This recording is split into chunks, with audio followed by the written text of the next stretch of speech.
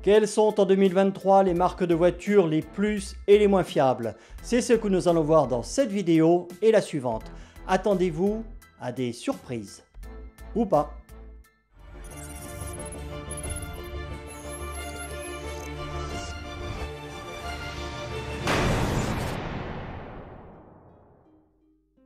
Bonjour à tous. Tout d'abord, ma nouvelle chaîne qui est là et dans le descriptif. Si vous aimez les énigmes logiques, les devinettes et vous intéressez aux maths et à la physique, expliquée de manière simple, claire et logique, elle est faite pour vous. Ma dernière vidéo sur le Humvee dans Wheeler Dealer France, elle est là, a démarré très fort et je vous en remercie, ça fait vraiment plaisir. En plus, elle a attiré plein de nouveaux sur la chaîne, c'est génial. Elle a également suscité beaucoup de commentaires, dont un nombre plus important que d'habitude de négatifs à mon encontre, ce qui est tout à fait normal de la part de personnes dont j'ai cassé les rêves. Donc, comme tous les ans, le média anglais Honest John a publié le palmarès des marques automobiles les plus et les moins fiables. Alors ce type de palmarès, il y en a d'autres, notamment aux États-Unis, mais celui-ci est beaucoup plus intéressant pour nous car mis à part le volant à droite, le marché automobile anglais est très semblable au nôtre, avec des voitures répondant aux mêmes normes et fabriquées dans les mêmes usines. Ensuite, les indicateurs socio-économiques des deux pays sont assez semblables, même si l'on rencontre plus de passionnés outre-Manche. Bref, nous sommes donc sur deux marchés presque identiques, avec une petite nuance. Les Anglais, esprit anglo-saxon oblige, sont beaucoup plus exigeants et critiques que nous.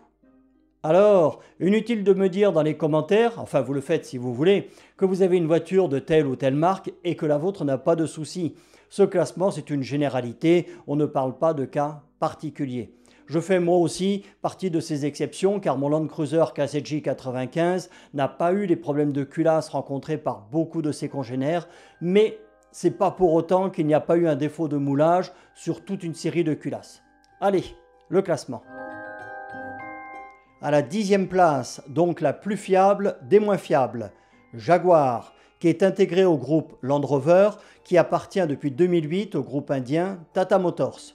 Son indice de fiabilité s'améliore, mais est aspiré vers le bas par la vieillissante XF et comme dans beaucoup de marques, les modèles actuels rencontrent quelques problèmes d'électronique.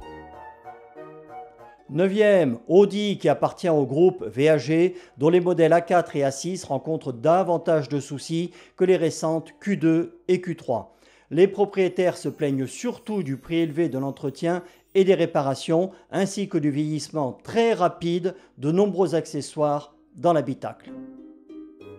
À la 8e place, nous trouvons Porsche, toujours du groupe VAG, qui a eu pas mal de problèmes de fiabilité sur les anciennes versions du Macan et sur les Cayman équipés du moteur 4 cylindres turbo. Les 911 actuels semblant beaucoup plus fiables que les 996 et 997. 7e, Ford Europe, à ne pas confondre avec Ford USA qui fait des voitures d'une fiabilité exemplaire. Donc Ford Europe essentiellement aspiré vers le bas par le Kuga et la Fiesta qui rencontrent pas mal de problèmes de finition et d'électronique. À la 6e place, nous trouvons Mercedes-Benz. Et oui, la Dodge Qualitat, c'est plus que c'était. Alors eux ont deux soucis principaux. Le premier sur les gammes, on va dire, les plus abordables, qui sont parfois équipés des fameux moteurs Renault qui ont tant fait parler d'eux ces derniers temps pour leurs problèmes de fiabilité et essentiellement dû à leur courroie de distribution qui baigne dans l'huile moteur et qui en se désagrégeant vient obstruer le filtre à huile et la crépine moteur, empêchant ainsi l'huile de passer et provoquant une casse moteur. Rien que ça. Après, sur tous les modèles, et ça c'est le cas depuis au moins 20 ans, ils ont des problèmes de fiabilité électronique que la marque ne résout jamais. On a l'impression qu'ils s'en foutent. Mercos, c'est vraiment plus que c'était. Autoradio qui fonctionne tout seul, console centrale capricieuse, clé qui se déprogramme sans qu'on sache pourquoi, et la marque ne prend que très rarement sous garantie. Donc, prévoyez d'avoir un compte en banque bien rempli, très bien rempli même, si vous achetez une Mercedes de moins de 25 ans.